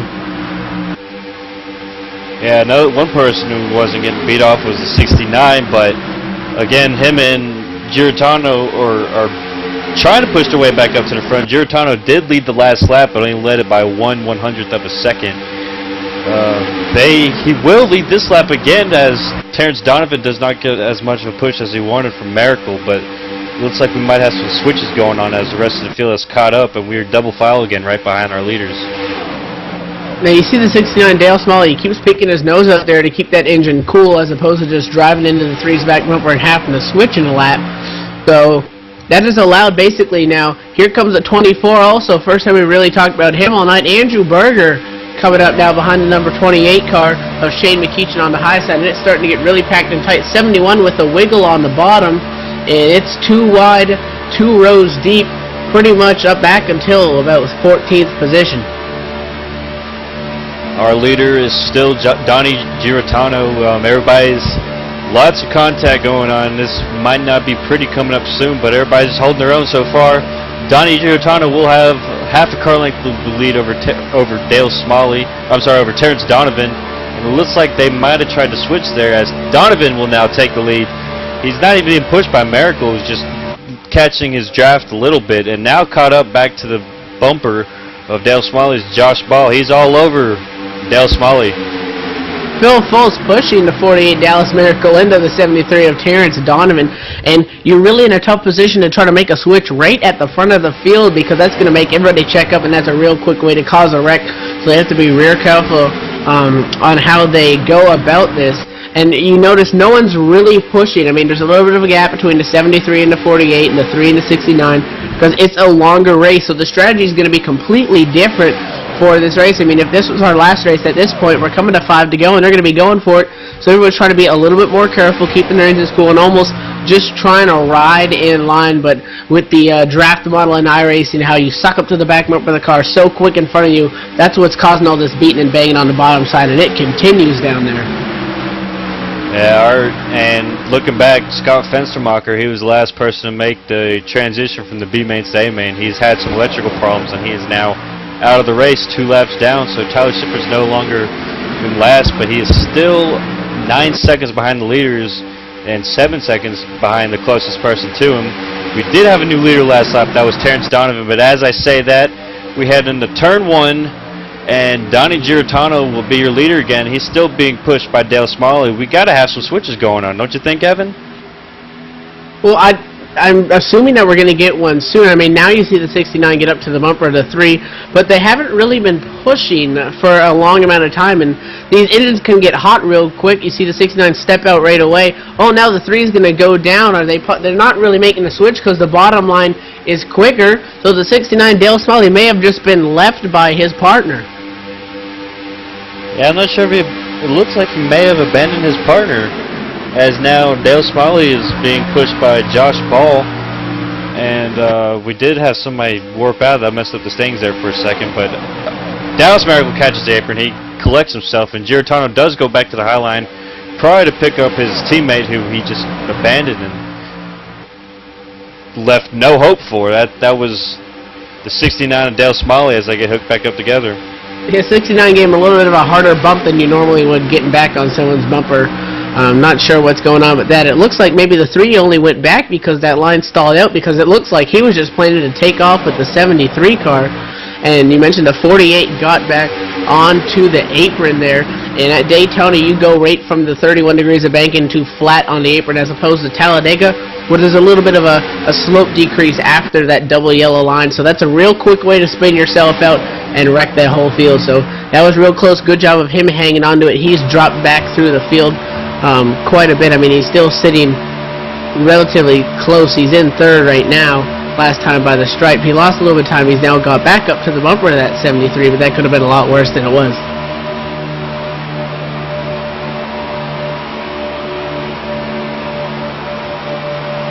Now 69, you see way off the bumper of the 3, is going to pull back in line.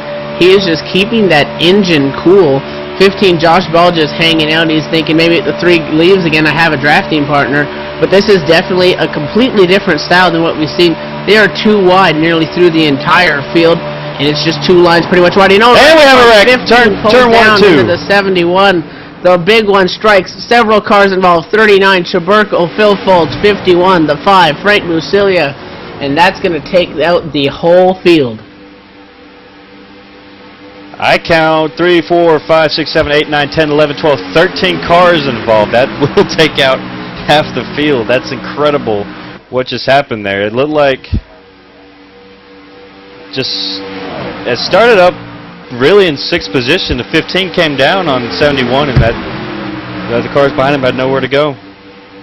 It looks like he may have just been trying to get some air to that, and the 71 was a little bit more off of that double yellow line than maybe he could have been. Maybe the 15 wasn't anticipating that, but he just came down on the nose of the 71, and that spun to the apron, and they were going to be okay. 71 Phil Foltz, though, comes flying up the track, takes out the 51. 15 gets in front of the 83, and 2 cars spin trying to avoid that, and just a mess of sheet metal there in that turn. And, well, we've seen the big one, and it's the second one of the night, but this one was huge. And this not only makes it huge because Josh Hanner, our points leader, was also in this wreck. He has significant amounts of damage. Was even having troubles keeping his car straight afterwards. As he did come down pit road, but he's slowly coming out. But he's back there now in the 16th position. They're still only 20 seconds behind after that wreck. We do have some cars that retired. Ramon Evans didn't retire, but he came down pit road to get a new car. Glen Hedrick come down. Looks like he is going to have to park it as he has smoke billowing out of his car. He got it fixed. He's coming back out on the track.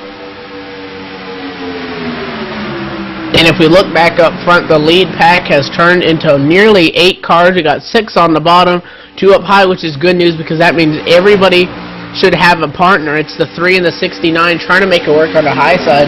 73, Terence Donovan's going to lead another lap as he's going to get the push from Dallas Miracle. So from nearly a 20-car pack, we've gone down to 8 and cut it in half. What an incredible wreck. That is not 3 wrecks. That's more comparable to about 5 or 6 wrecks right there. So that took out what... This has definitely been the more exciting race with the double file we've had pretty much the whole race, really, for at least 12 laps. We are here on lap 16 as we still have the same leader, Terence Donovan. Him and Giratano are both still battling. And at this point, really, if this lead group doesn't wreck, the cars back away from this group would be the 9th place, rather, the number 20, Matt Bontempi, and Victor Bartlett at 9 and 10 right now. They're nearly 3 seconds or 2.5 seconds back off those leaders. So if they keep pushing, they may be able to catch them because this leads group not necessarily pushing. They're kind of leaving some room. So watch out for those guys maybe trying to hop back up into the action, which could make it a 10-car pack rather soon. Now, we have the official car count from that wreck, and it was not 13. It was 16 cars that took out over half the field. We only have 10 cars within really close to each other. In the 8th, 9th, and 10th, they're 2 seconds behind, but only the top 8 are within half a second of each other. So, really crazy events going on here at Daytona tonight. Definitely a mess of cars.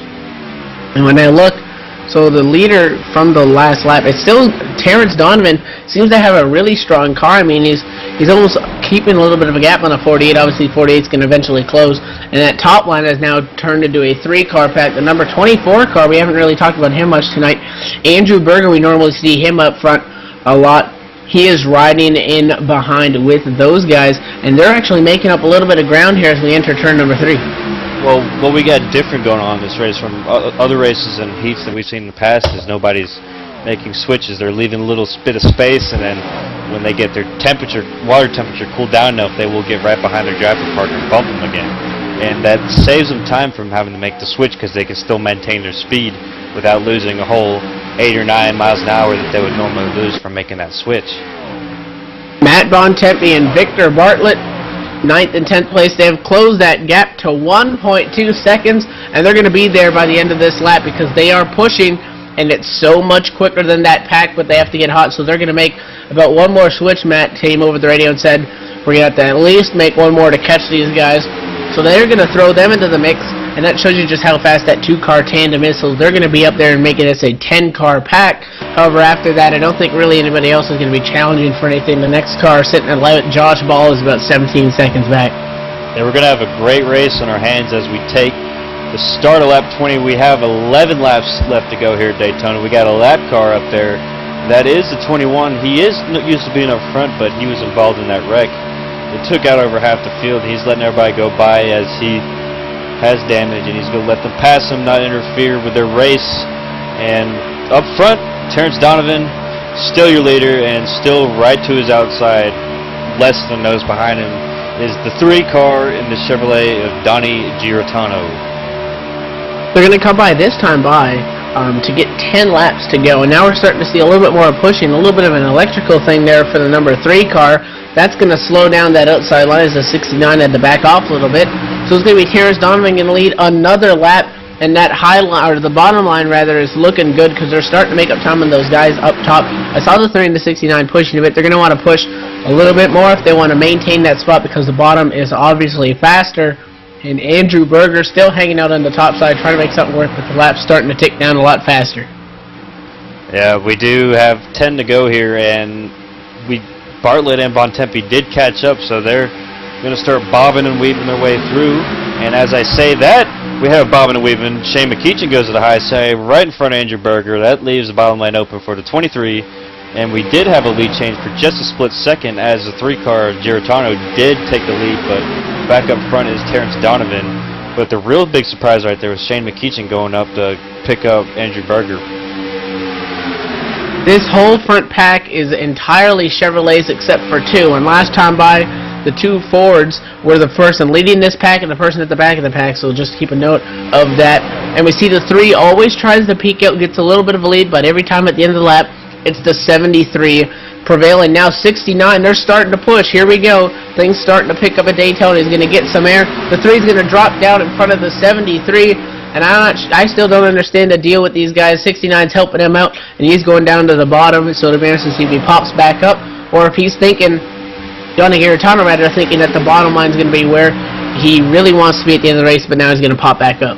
Well, it looked like it could have been a way to slow him down, as they did slow down, and Dale Smalley caught up and really getting no draft off anybody. He could get right back on the bumper after his car cooled down. He's still pushing Giratano, and Dallas Miracle is just sitting there patiently waiting to make his move, as we do have 8 laps to go left here at Daytona. A little less than 8. We're about 7.5 laps left to go. I'm twisting my words up here.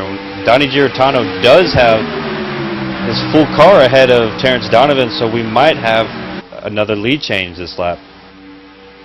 Also, keep a note that the car at the end of this pack is not the number 21 car of Glen Hedrick. He is 2 laps down, so he is just riding around at the back of this pack. Heck, he might help out a teammate or a buddy trying to get to the front, because he's got nothing to lose at this point. However, Donnie Giratano is going to lead that last lap, I do believe. No, they're going to give it to Terence Donovan. So he's really trying to work it. You see they get the advantage. Here comes the 73 on the bottom. But that top line is slowly making progress. Yeah, they're doing it the right way. There's no switches, as you keep seeing Dale Smalley make his way up top just to breathe so his car doesn't blow up. They're probably hitting temps of 260 right now. That's still running hot, even if cooling your car down. He gets back up to the bumper of Giratano, and he's still pushing him, and you do have Miracle that's backing off Donovan a little bit, but with 6 laps to go here, Donovan is still our leader, as with Giratano and both Dale Smalley are putting pressure on him. 6 laps to go, and things are starting to wind down, but at the same time they're picking up, and I'm thinking we're going to see a lot of bumping and banging, and start to see some 2-car tandems start to try to get something done here as the laps tick down. You see the 69 is trying to be smart, trying to keep his engine temps down, but then he's got the 28 Shane McEachin right behind him, just keeps forwarded into his bumper. But now there they go, they're almost trying to hook up a bit, trying to get a little bit of a run. They're going to stall out up top, but they have broken away from the 28 on that top side. Yeah, we had some switching going on in the back of this, and we do have people back in 13th. I heard James Fenn talk about making a switch. Matt Von Tempe's discussing his strategy, as we're hearing Glen Hedrick tell him he's not going to interfere with them. But we are starting to get these cars right on top of each other, as we only have 5 laps to go now, but still leading Terence Donovan, and still waiting patiently right behind him, waiting to make his move, is the 48 car Dallas Miracle.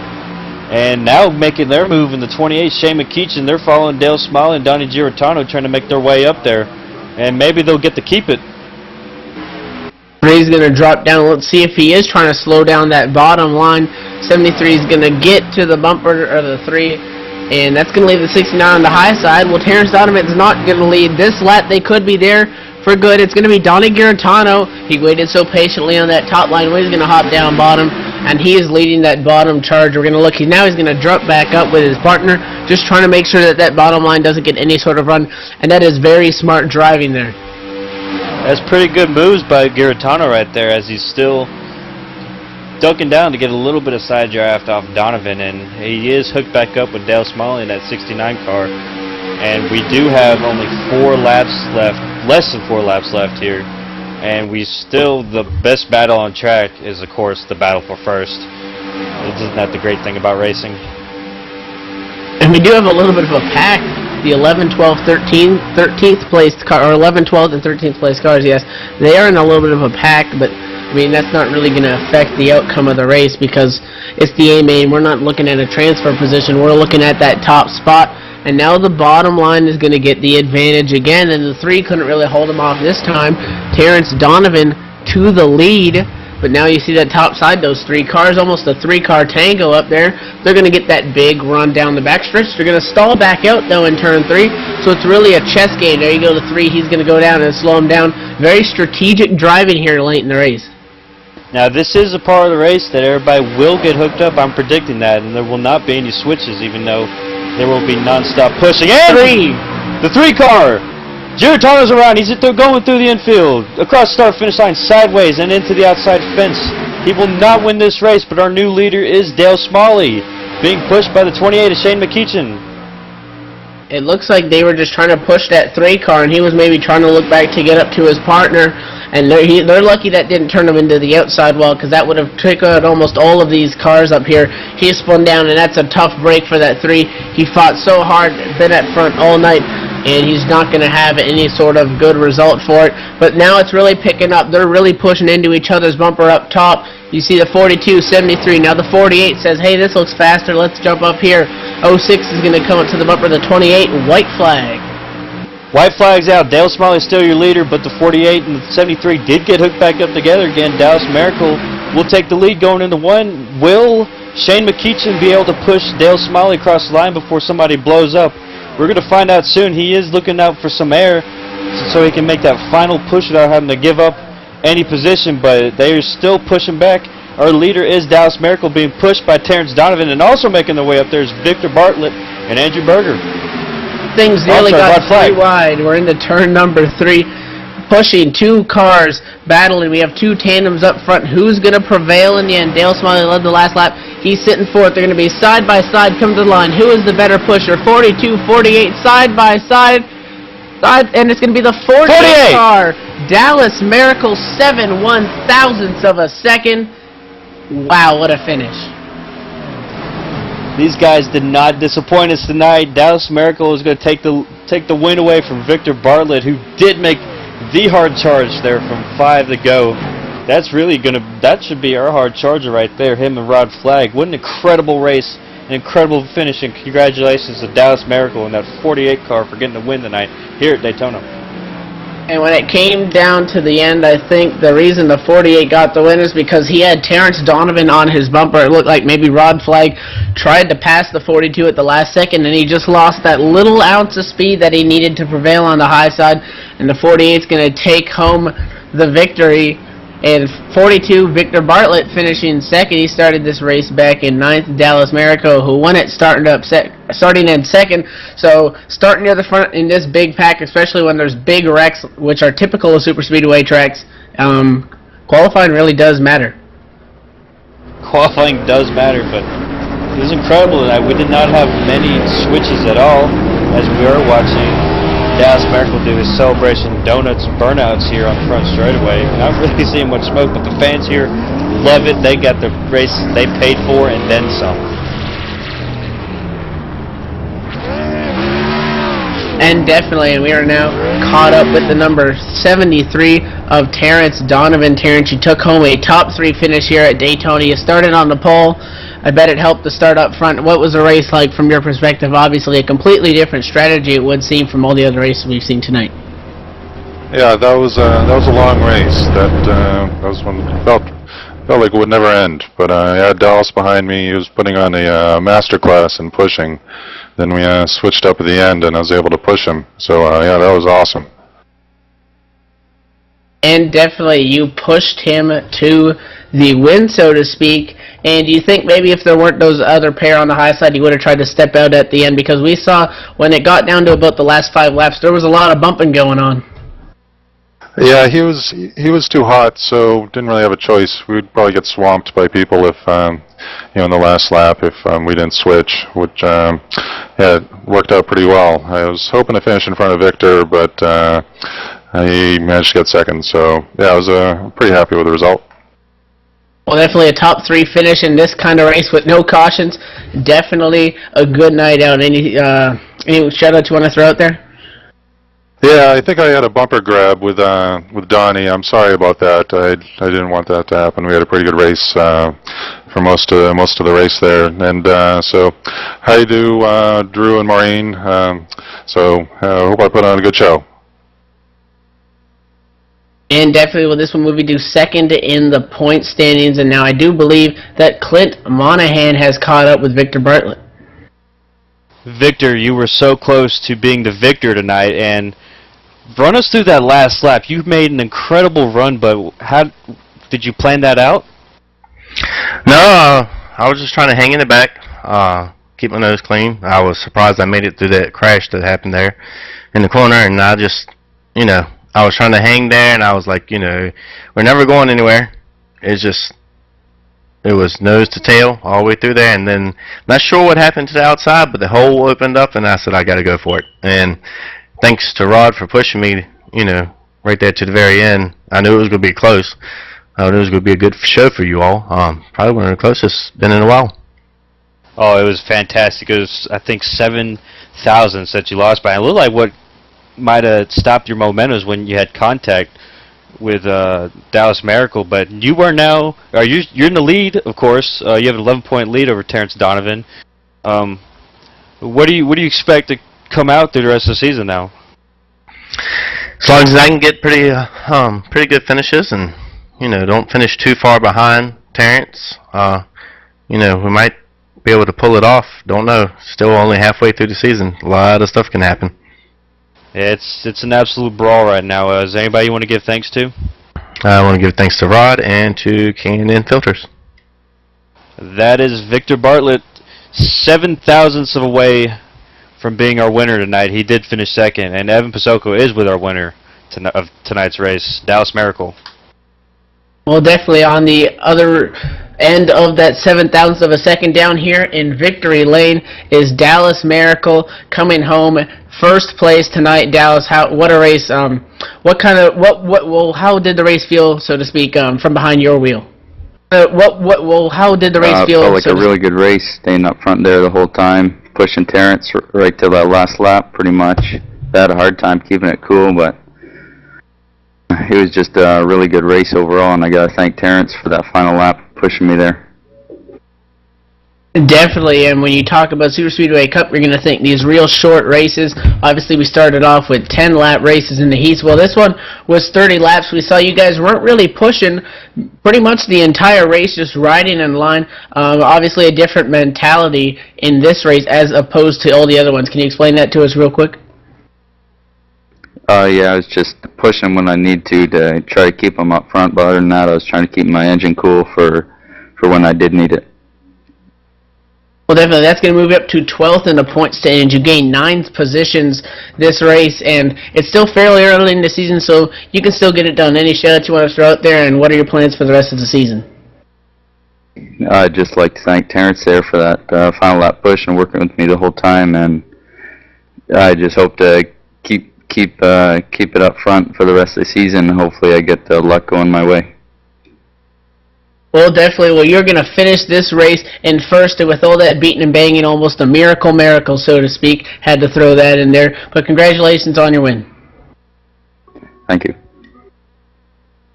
Well, Clint, we saw that side-by-side finish that we were looking for pretty much all night long.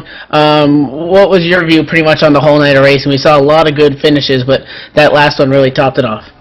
Every week I keep saying that we will not see another great finish or great racing like we've seen the week prior, but I have been proved wrong once again. Another incredible night. I'm glad to be a part of this with you and both John and JD up there. And I'd like to thank Rod for putting on a great show and all these drivers for doing a great job and making it easy for me to watch. Well, definitely, it was a great night of racing, and it was a pretty aggressive one also, so to speak. We pretty much saw some sort of incident in every single race, and that's one of the things. If you want to win the race, you're going to have to be there at the end. So it was definitely a great night of racing action. So for Clint, JD, John, my name is Evan Pasoko. Thank you for everybody for tuning in to the Super Speedway Cup Series. We will see you next Friday night.